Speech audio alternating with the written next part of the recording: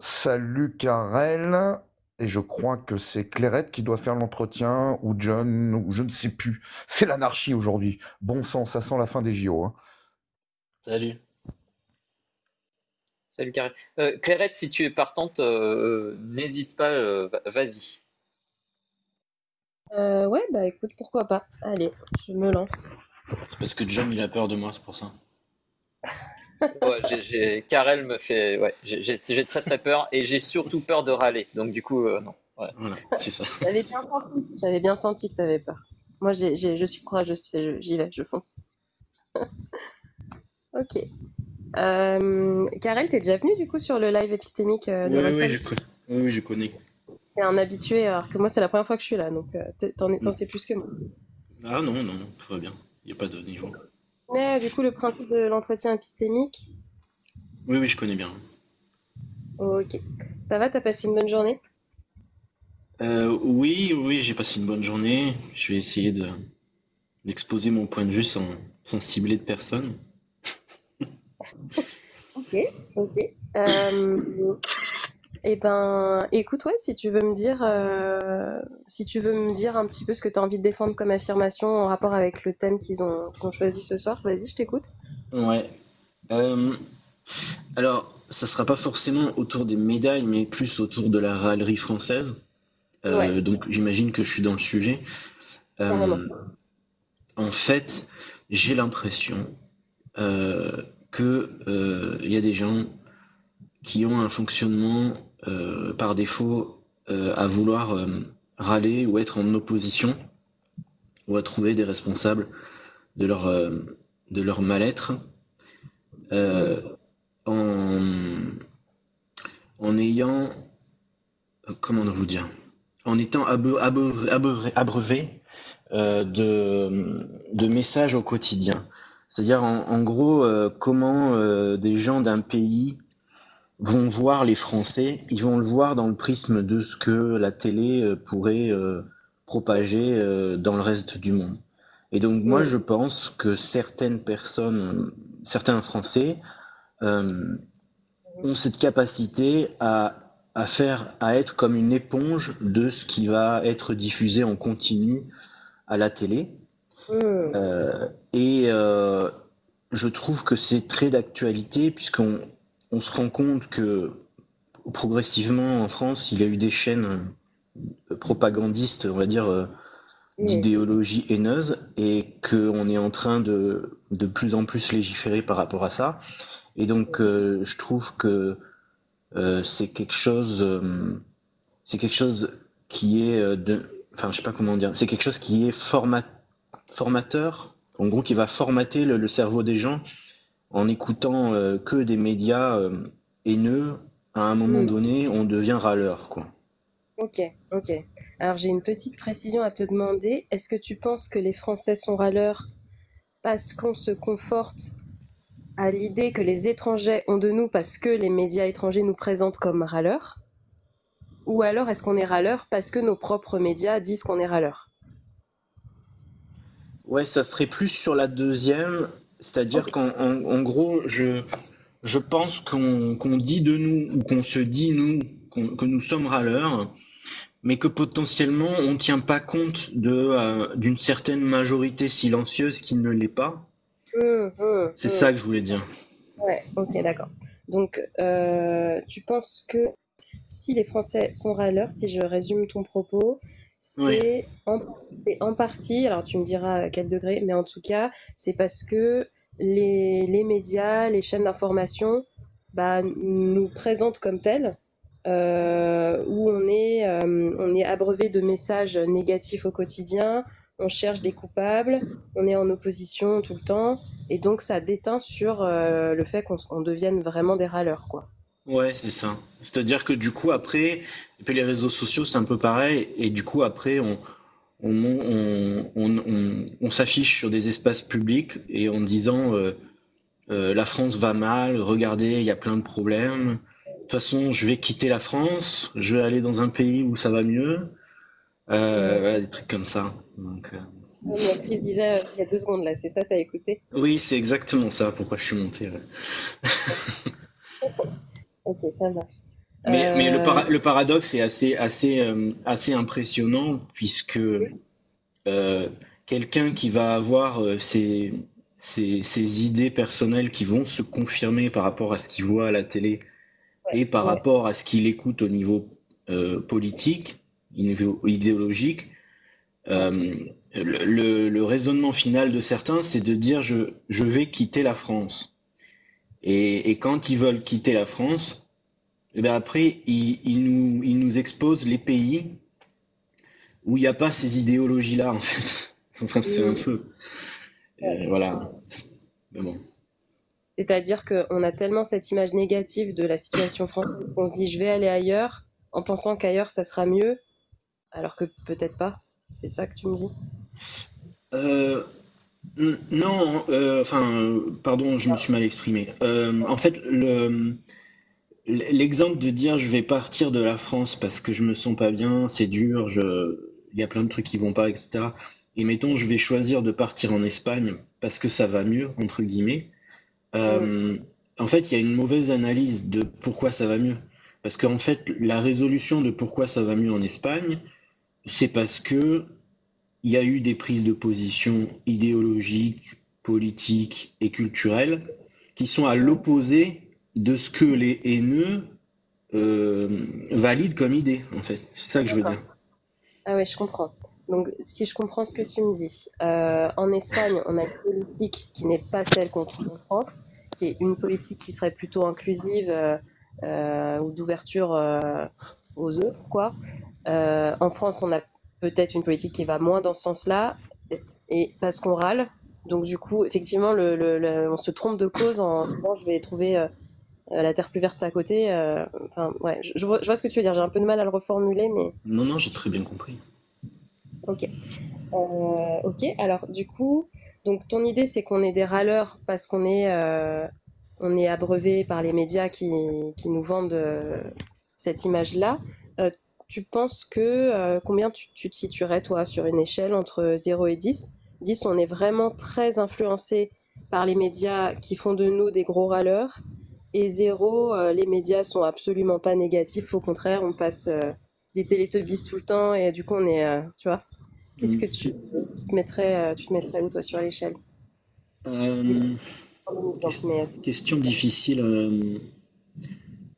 En fait, j'ai presque pas envie d'y répondre, même si je vais le faire, mais je dirais 50-50, parce que ouais, je trouve que le problème, il est pas dans la polyvalence de l'information. Je sais pas si c'est le bon mot, bon là, tant pis, on le dit, la polyvalence de l'information, mais plutôt de qui c'est qui, de qui, comment pardon, excusez-moi, de qui la réceptionne, et donc de comment on trie toutes ces informations.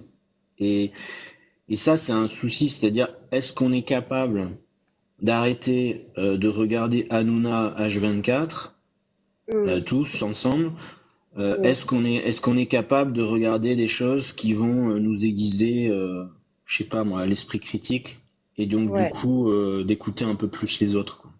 ouais, ouais. Donc, en fait, il y a une vraie question pour toi sur notre nature. J'ai l'impression notre nature humaine. Est-ce qu'on peut arrêter alors, c'est pas le mot que t'as dit. Ça me fait penser au putaclic, tu vois, de, de, de regarder ce qui buzz tout le temps, donc ce qui nous procure des émotions fortes. Enfin, donc des trucs un peu, bah, pour le coup.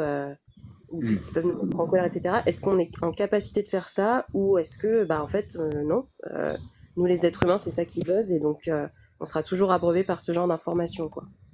C'est un peu ça ce que tu me dis, j'ai l'impression. Ouais, mais Mm.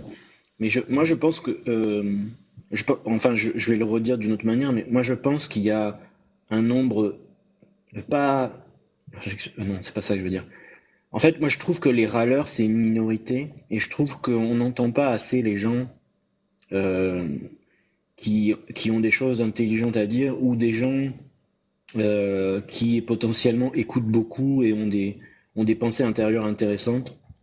Ceux qui parlent fort sont pas, aujourd'hui pour moi, c'est engagé, mais ceux qui parlent fort sont pas, à mon sens, des gens qu'il faut prendre tout pour acquis, quoi. Quelqu'un qui va hurler fort et qui va dire c'est une folie, c'est une décadence. Regardez la cérémonie des JO, c'est une folie. Et bien en Ouais. fait, on n'entend que ça tout le temps, à la télé, à la radio, sur les réseaux, etc. Et au final, ça ne fait qu'un temps, mais je trouve que ça détruit une grosse partie des cerveaux français et de la mauvaise humeur ambiante. Comment est-ce que tu es arrivé à cette conclusion que les médias jouaient un rôle direct sur le fait qu'on soit des râleurs et jamais contents? Alors, ben, je suis pas scientifique, j'ai pas d'études derrière ça, si c'est la question, mais Non, après, c'est juste quand tu es oui, arrivé à cette conclusion, tu vois, qu'est-ce qui ouais. t'a fait penser ça, quoi. Euh, ben, moi j'écoute beaucoup des gens, Mhm. un peu partout. J'ai un cursus dans le métier de l'information, donc Ok. j'ai été en contact aussi avec beaucoup de gens qui donnent leurs opinions en public. Et c'est vrai qu'il y a beaucoup de gens qui donnent leurs opinions aujourd'hui de manière systématique, alors qu'ils n'ont pas fait l'opération mentale de dire je connais pas le sujet, donc je suspends mon jugement. Moi, je le fais de plus en plus et de manière constante. Euh, Mhm. ça, ça n'est qu'un bien pour tous de se dire ce sujet-là, pour aujourd'hui, je le connais pas, je vais le potasser, ou alors je vais écouter pendant plusieurs mois des gens qui en parlent très bien, et je vais apprendre le truc, quoi. Voilà. Ok. Donc t'as quand même des connaissances puisque t'as enfin, t'as eu ou t'as actuellement un métier qui est en lien avec l'information. Mhm. Et donc t'écoutes beaucoup ce que disent les gens et tu te rends compte que beaucoup de gens donnent leurs opinions sur des sujets qu'ils maîtrisent pas forcément, alors que toi tu fais le travail Oui. de te taire par Oui, humilité c'est quand ça. tu un sujet, quoi. Ouais, enfin c'est l'esprit critique hein, qui m'a appris ça. C'est pas trop de l'humilité, c'est vraiment de se dire potentiellement si aujourd'hui dans un repas avec des gens, je donne mon opinion sur un sujet auquel j'ai vraiment aucune connaissance, Mm. potentiellement il va y avoir des gens autour de la table qui vont être soit blessés, soit qui vont s'énerver, etc. Et après ça crée des discussions débiles, enfin Ouais, des discussions stériles plutôt, qui ouais, mènent nulle part, voilà. Et je trouve ouais. qu'en fait les gens devraient plus écouter les autres. Et je trouve que les JO, c'est une. Bah, bravo pour le sujet, parce que je trouve que les JO, c'est. Et surtout la cérémonie d'ouverture, c'est un exemple vraiment fort, parce que même avant les JO, on disait ça va être catastrophique, vous allez Mm. voir, il va y Mm. avoir plein de trucs, ça va être nul, il va y avoir des attentats, bon, c'est pas de leur ressort, mais Mm. en plus les athlètes français, vous allez voir, ils vont rien gagner, hein, vous allez voir machin ci, machin ça, et bien au final, bon bah il se passe rien, c'est même plutôt l'inverse, tout le monde est content, tout le monde, ceux qui regardent pas le sport, ben ils regardent pas, mais ils vont pas hurler, voilà. Et en fait, aujourd'hui, je pense que les râleurs aiment bien râler parce qu'ils voient que le monde change et que c'est leur seule force, c'est leur seule force qu'ils ont, c'est-à-dire ils veulent dire non, ne changez pas le monde, nous on veut pas qu'il change, voilà. Ouais, ok. Ouais, donc tu penses qu'il faudrait quand même écouter davantage, pas prendre la parole quand on ne connaît pas un sujet, et que la cérémonie d'ouverture, c'est un bon exemple pour illustrer que on entend beaucoup râler la minorité qui ne voudrait pas que le monde change, alors que le monde, de fait, change. Exactement, Pierrette. Ok. Qu'est-ce que je pourrais te poser comme question? Imagine que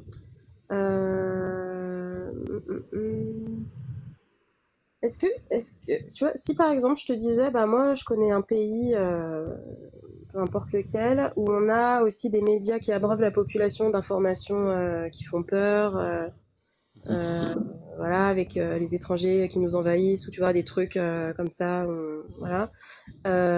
Et par ailleurs, les gens sont plutôt heureux et râlent pas trop. Est-ce que tu penses que ça, c'est quelque chose qu'est-ce que t'en penses, tu vois, de ce que je te dis? Comment tu imagines ça?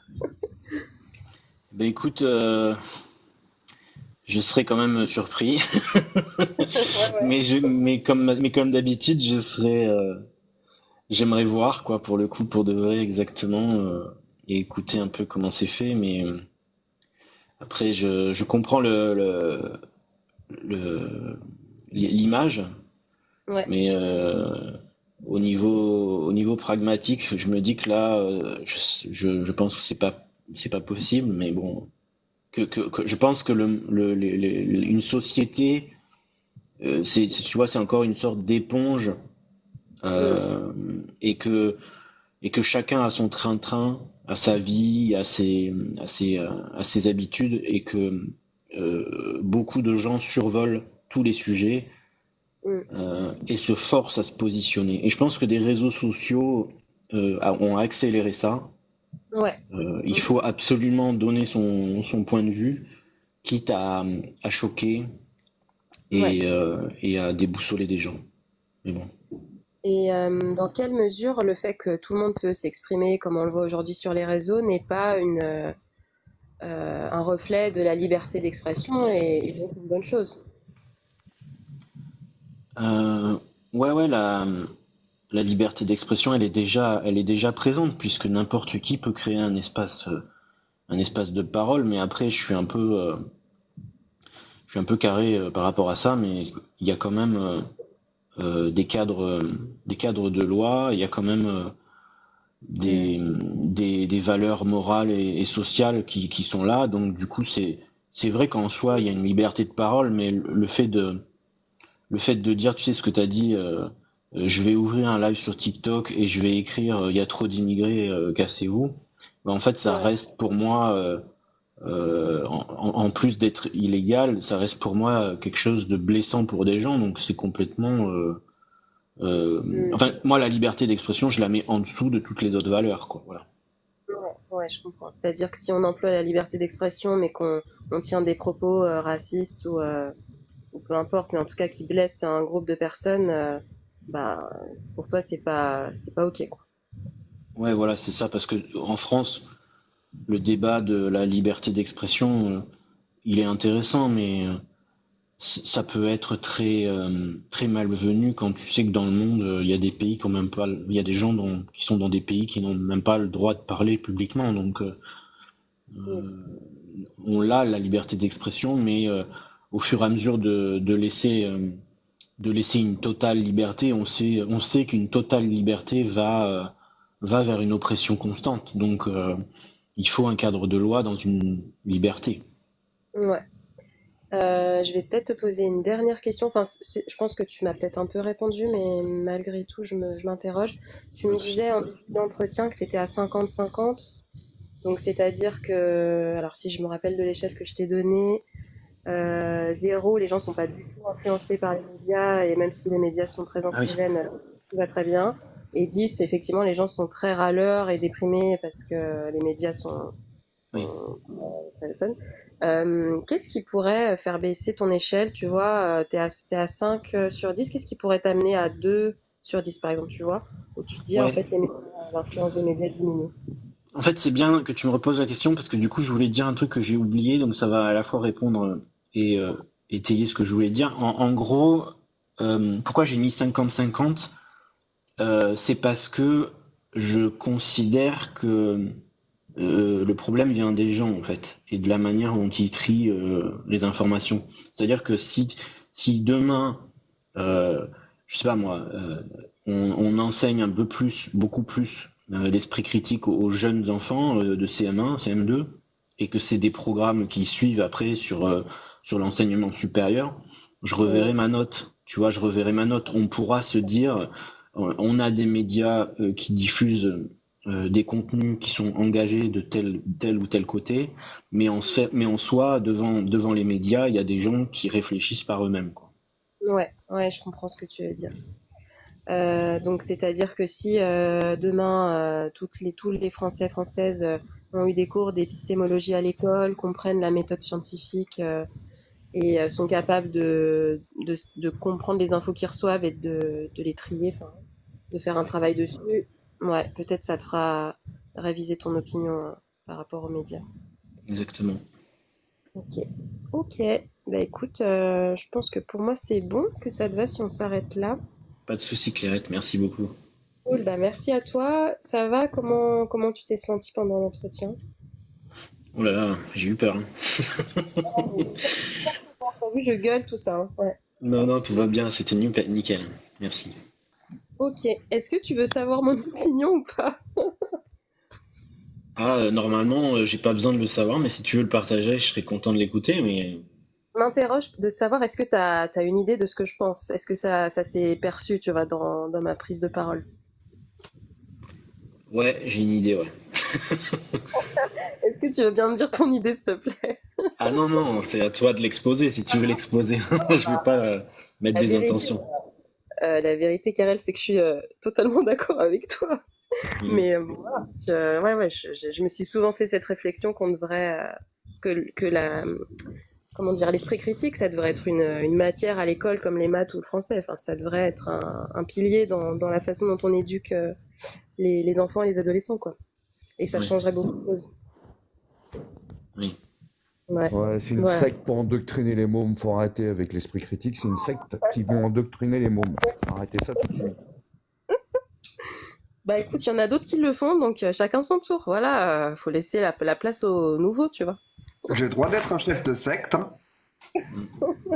Bah viens, on l'a fait là. Ouais, allez, c'est parti. Moi, je suis Bien gourou, vendu. mon Mais est-ce que assistant. est-ce que vous vous rendez compte que si le peuple se met à réfléchir avec les bonnes méthodes, les bons outils et à avoir de bonnes raisons de penser ce qu'il pense, on va s'en sortir? Je ne le pense pas. Ouais, ça, je connais bien ce discours, hein. Je pense que ça sera moins la merde, mais après, non, en vrai, j'en sais rien. En vrai, c'est hyper dur de répondre à cette question. Moi, j'ai l'espérance, tu vois. Je crois que oui. C'est ma croyance personnelle. Voilà. J'ai encore des croyances, celle-ci en étude.